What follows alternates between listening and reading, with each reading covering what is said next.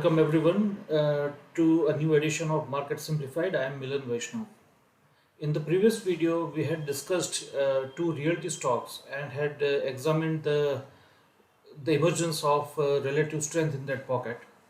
We talked about DLF and Godrej Properties, and we saw how wonderfully they withstood the market volatility when there were 2 or 3 days of gap down openings in the market. In this edition, we have found a couple of stocks which can make a good entry point at the current levels.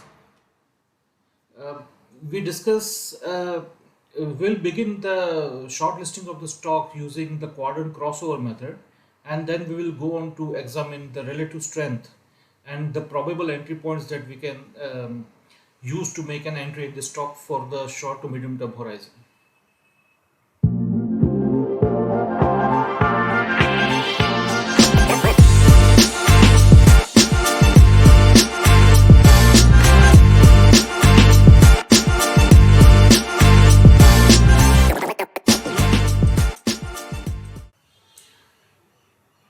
The markets have been immensely volatile over the past many sessions. In fact, if you look at the past 7 to 8 sessions, more than half of those sessions have witnessed either a gap up or a gap down. And amid such a volatile scenario, if we have to make any entry points in our stock portfolio, it's very important that we focus on the relative strength, just because in case of any eventualities, those stocks whose relative strength is stronger and rising, or those stocks which have potentially made a bottom for themselves, are likely to perform in a very resilient way. In this video, we take a look at such three stocks who we feel that make a good entry point at current levels and may offer some good investment opportunity from the short to medium term horizon.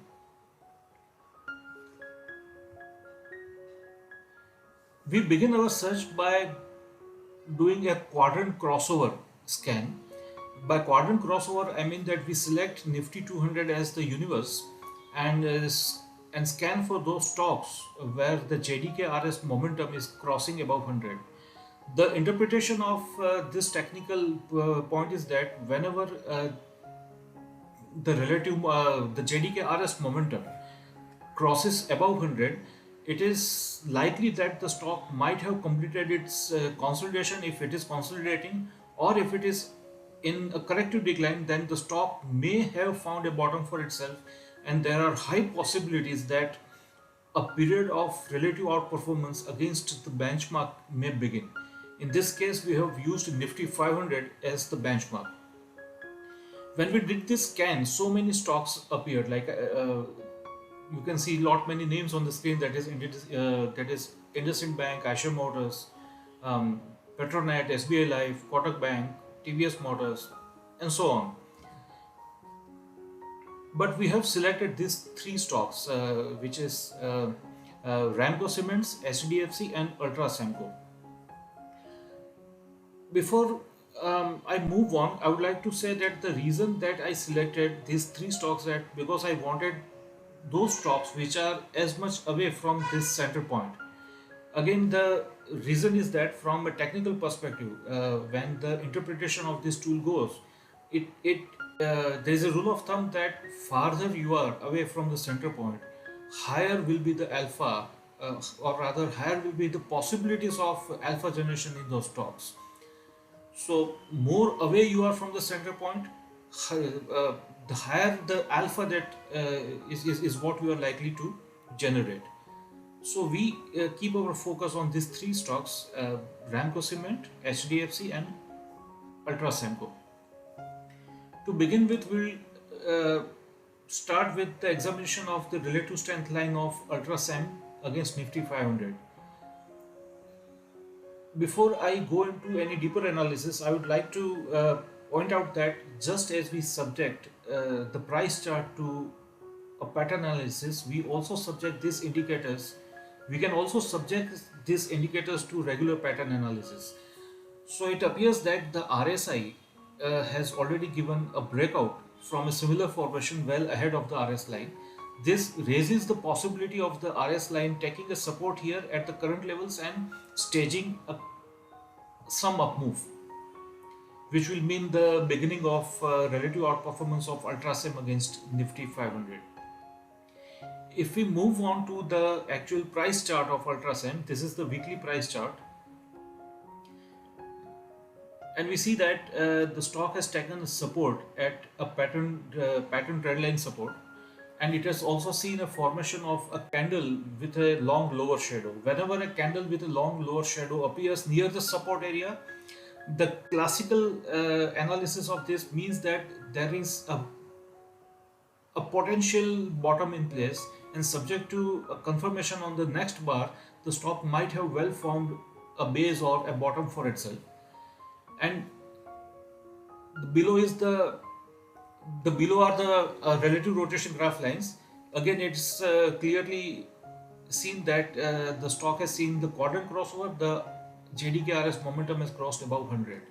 So from the current scenario, by using the levels of 5850 as a stop loss, we can fairly enter this stock with the expected price targets of 6900 to 7000 from short to medium term horizon.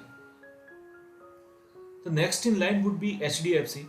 This is again the relative strength line of HDFC against Nifty 500, and the plotting below this is the RSI. As I had just mentioned a couple of minutes back, that we can that these indicators offer themselves or subject themselves to a similar kind of pattern analysis. The way we do on the price charts, it appears that RSI has shown a strong bullish divergence, while the RS line continued making the lower lows. The RSI did not. So again, very big possibilities that RS line might have bottomed out, and there are strong possibilities of some relative outperformance beginning in the stock. Moving on to the price chart, the prices had slipped below the 200 week moving average briefly, but there is a multi-month cluster, multi-week cluster um, of the price between 2100 and 2200, where the stock has taken support for the for multiple times. Again, the RSI is seen making the higher RSI is seen making the higher bottom.